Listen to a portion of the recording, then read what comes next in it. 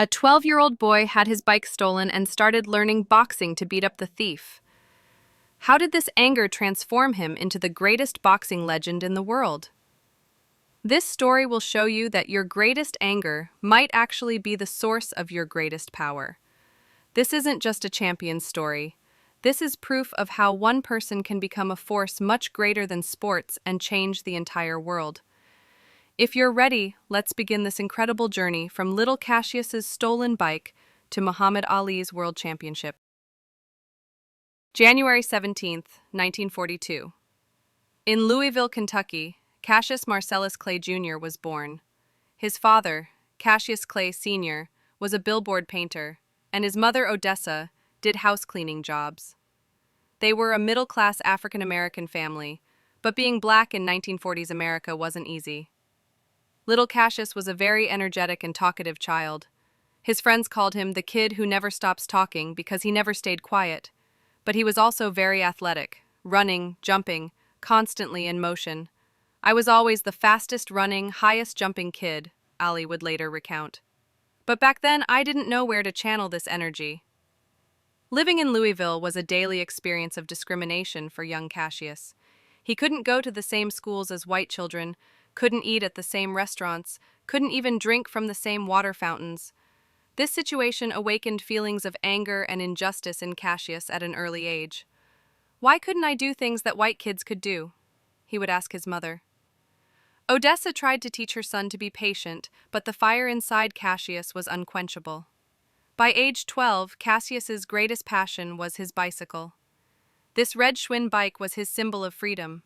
Every day after school, he would ride around Louisville streets with his bike, racing with friends. But in late 1954, an event occurred that would change Cassius's life. October 1954. Cassius and his friend had gone to an event at Columbia Auditorium in Louisville with their bikes. When they came out after the event, Cassius's red bike was gone. "My bike had been stolen and I was furious," Ali would later recount. "That bike was everything to me, and someone had taken it." Cassius returned to the building crying and told the security guard about the situation. The security guard directed him to the boxing gym in the building's basement. There was a white police officer and boxing coach named Joe Martin. Cassius angrily told Martin, "I'm going to find whoever stole my bike and beat them up." Joe Martin looked at this fiery child and said, "Son, if you want to beat somebody up, you first need to learn how to fight." This sentence was the turning point of Cassius's life. Martin showed him the boxing gym.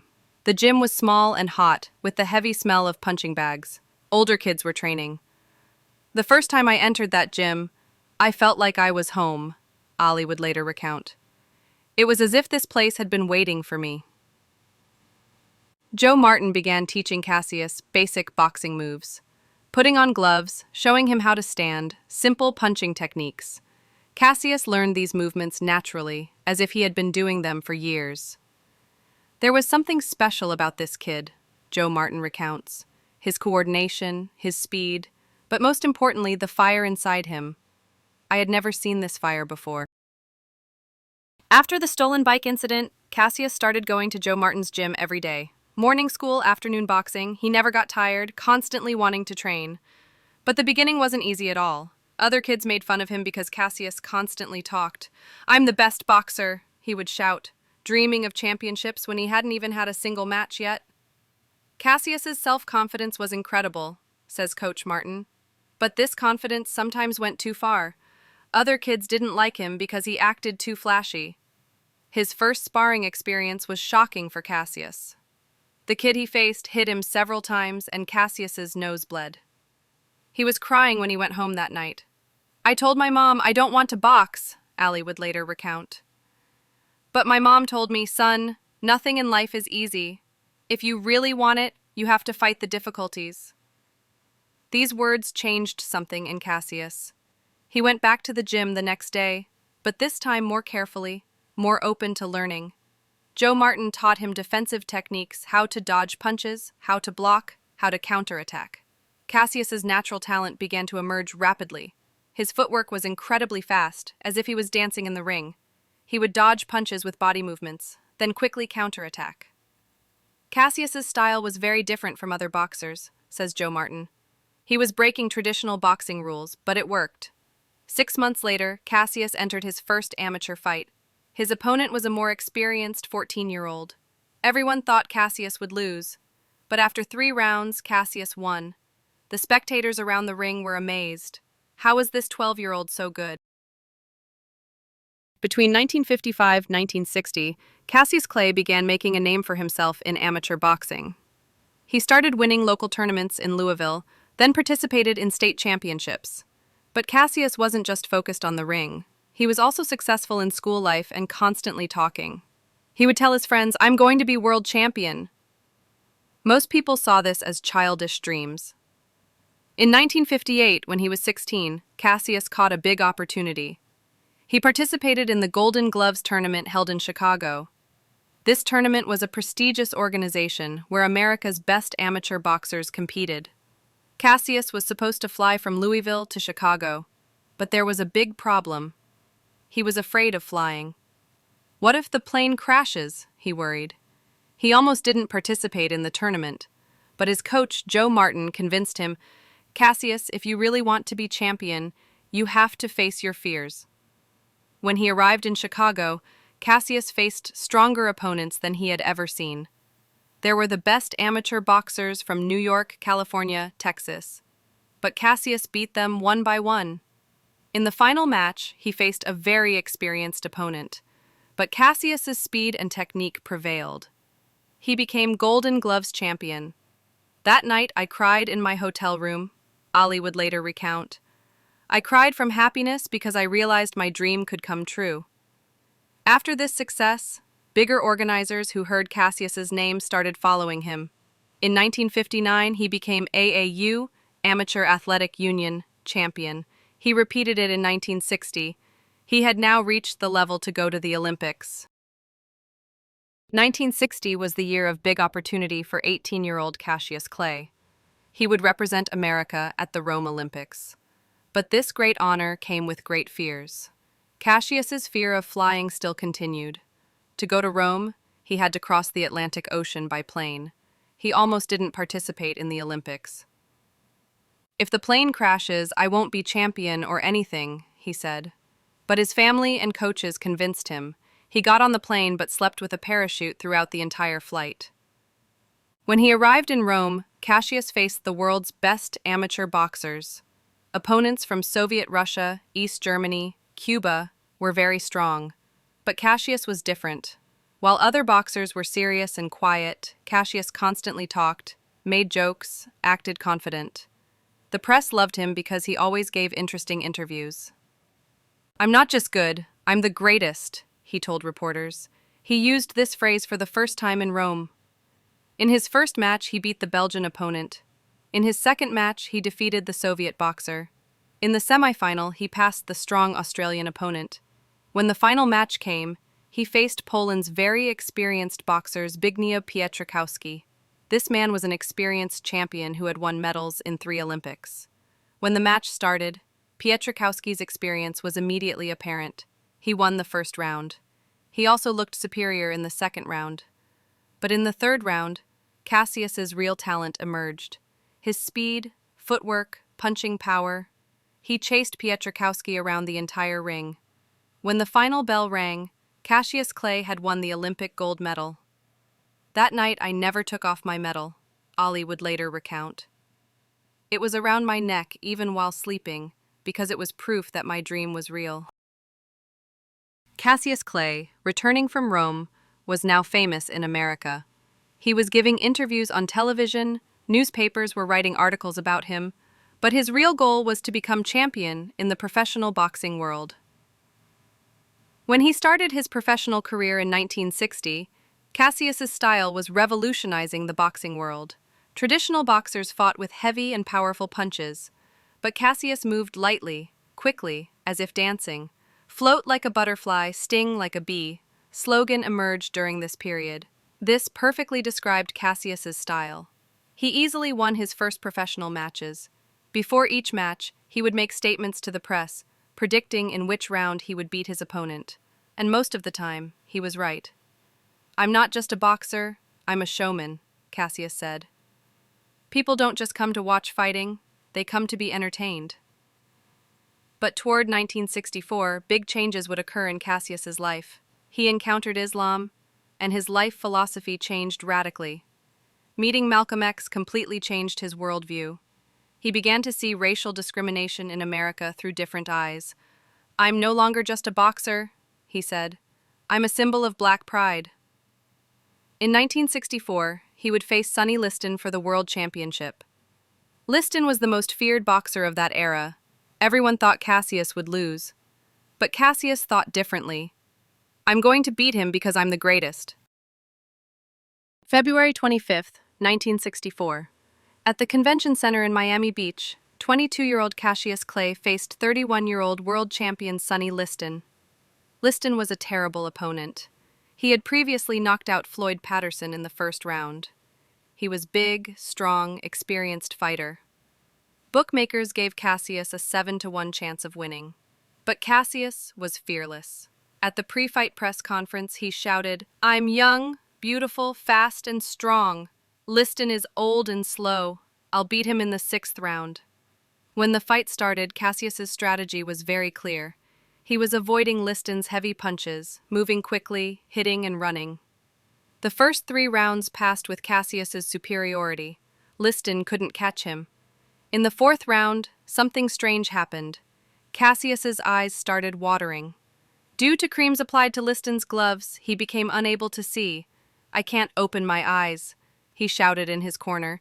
His trainer Angelo Dundee tried to clean his eyes and said, "Run, just run." Throughout the 5th round, Cassius almost blindly ran from Liston. But in the 6th round, his vision returned and he went on the attack. Before the 7th round started, Sonny Liston sat in his corner and announced he wouldn't fight. He said he had a shoulder injury. Cassius Clay had become world champion. "I'm the greatest, I'm the world champion," he shouted in the ring. His joy at that moment was indescribable. But the real big news came a few days later. Cassius Clay announced he was changing his name. He now wanted to be known as Muhammad Ali. "Cassius Clay is a slave name," he said. "Muhammad Ali is my real name. This is a requirement of my religion and identity." This decision caused great controversy in America. Many people didn't approve of this change, but Muhammad Ali didn't back down from his decision. In 1967, the biggest test of Muhammad Ali's career came. America was at war in Vietnam, and Ali was called to be drafted into the army. But Ali refused to go to war. "I ain't got no quarrel with them Viet Cong," he said. "They never did anything bad to me." This decision put Ali's entire career at risk. For not going to the army, he could go to prison, his boxing license could be canceled, his world championship could be taken away. The press put him under great pressure. "You're not doing your patriotic duty," they criticized. But Ali didn't give up his position. "My religion, my conscience forbids me from going to war," he said. "I'm a fighter, but I fight in boxing, not on the battlefield." The result was, as Ali feared. His boxing license was canceled, his passport was taken away, his world championship belt was taken back. He couldn't enter the ring for 3.5 years. During this period, Ali made a living only through speeches. He gave talks at universities, conferences, wrote books. "This was my hardest period," Ali would later recount, "because I was forbidden to do the job I loved, but I listened to my conscience." Court proceedings continued for years. Ali's lawyers argued that he had the right to religious freedom. Finally, in 1971, the Supreme Court decided in Ali's favor. "I was right," Ali said. "Conscience is stronger than everything." When he returned to the ring in 1970, Ali was 28 years old and needed to get back in shape after 3.5 years. Many people thought his career was over, but Ali would surprise everyone. Between 1971 to 1978, Muhammad Ali fought the most legendary fights in boxing history. During this period, he faced 3 great opponents: Joe Frazier, George Foreman, and Ken Norton. The first big test was the fight of the century with Joe Frazier. Both boxers were undefeated and claimed the world championship. The fight, held at Madison Square Garden on March 8, 1971, was one of the biggest events in sports history. Celebrities, politicians, everyone wanted to watch this fight. In the 15-round war, Frazier knocked Ali down in the final round and won on points. It was Ali's first professional defeat. "I was very sad that night," Ali would later recount. "But I learned that defeat is also a teacher." In 1974, an even bigger test came, the Rumble in the Jungle fight with George Foreman in Zaire. Foreman was the most terrible boxer of that era. He had knocked out Joe Frazier in the second round. At 25, he was physically at his peak. The 32-year-old Ali's chances of winning seemed very low. But Ali developed a special tactic in Africa, rope-a-dope. He would lean against the ring ropes to receive Foreman's attacks, wait for him to get tired, then counterattack. The fight held in Kinshasa on October 30th, 1974 was the peak of Ali's career. He took Foreman's punches for 8 rounds, then knocked him out with a tremendous left hook in the 9th round. "I'm back!" Ali shouted. "I'm the world champion again!" The Thrilla in Manila fight, where he faced Joe Frazier for the 3rd time in 1975, was one of the most brutal fights in boxing history. They beat each other for 14 rounds so badly that both were hospitalized after the fight. Ali won on points, but after the fight he said, "This was the closest I've been to death." In the early 1980s, slowness began to be noticed in Muhammad Ali's speech and movements. Doctors said this was the result of blows he received during his boxing career. In 1984, he was diagnosed with Parkinson's disease. This disease would gradually affect Ali's motor functions. Trembling in hands, slowness in speech, movement restrictions. "This disease doesn't scare me," Ali said after receiving the diagnosis. "I fought bigger battles in life." With the progression of Parkinson's, Ali's public appearances decreased. But the moment experienced at the 1996 Atlanta Olympics moved the entire world. At the Olympic flame lighting ceremony, Muhammad Ali, whose hands were trembling due to Parkinson's, was trying to hold the torch. At that moment, 80,000 people in the stadium and billions of television viewers watched him in silence. On June 3, 2016, Muhammad Ali passed away at age 74. People from all over the world came to his funeral. From American presidents to world leaders, from athletes to artists, everyone came to see him off. "Ali wasn't just a boxer," said Barack Obama, speaking at the funeral. "He was a hero who stood against injustice, who put his conscience above everything else." Muhammad Ali's story is not just one boxer's success story. This is the story of the power of the human spirit. Proof of how anger, born from a stolen bike, can transform into a force that changes the entire world. What about your story? Maybe you too have faced injustice. Maybe you too have experienced anger and disappointment. Maybe you too have had to choose between your conscience and social pressures. But Ali's story shows us this: every anger, when properly channeled, can become a great power. The main principles that changed Muhammad Ali's life are: 1. Transform your anger into power. Ali turned the anger he felt from his stolen bike into power in the boxing ring. You too can use the injustices in your life as a source of motivation. 2. Never lose your self-confidence. Ali said, "I'm the greatest," before achieving anything. This confidence carried him to the top. Learn to believe in yourself. 3. Listen to your conscience. He risked his career by choosing not to go to the Vietnam War, but he listened to his conscience. Sometimes what's right isn't what's easy. 4. Don't be afraid to break traditions. Ali's boxing style was against traditions, but it worked. Being different is the key to success. 5. See defeat as a learning opportunity. When he lost to Joe Frazier, he was sad but learned from it. Failure is part of the road to success. 6. Don't just think about yourself. Ali didn't remain just a boxer. He fought against social injustice. Use your success for others, too. Muhammad Ali would say today, "Service to others is the rent you pay for your room here on earth." When this video ends, ask yourself this question: what power can the anger inside me turn into? Remember, Muhammad Ali was once just an ordinary child whose bike was stolen. But he turned this anger into the most beautiful thing in the world, a hero who stood against injustice and never gave up. What championship will your stolen bike turn into? As Rise Stories, We will continue to bring you such inspiring stories every week because we know that every person has potential inside them.